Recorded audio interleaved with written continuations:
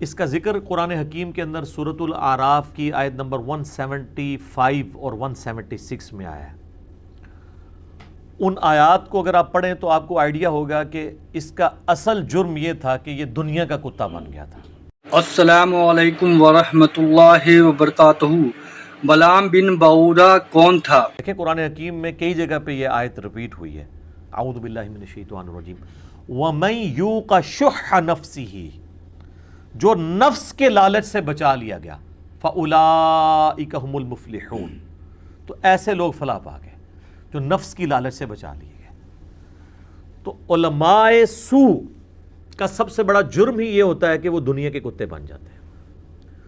تو قرآن حکیم میں آپ دیکھیں ایک طرف تو علماء کا اتنا درجہ بیان ہوا ہے، اللہ تعالیٰ فرماتا ہے انما یخشی اللہ من عبادہ العلماء، اللہ کی خشیت، اللہ کی معرفت جو ہے وہ اہل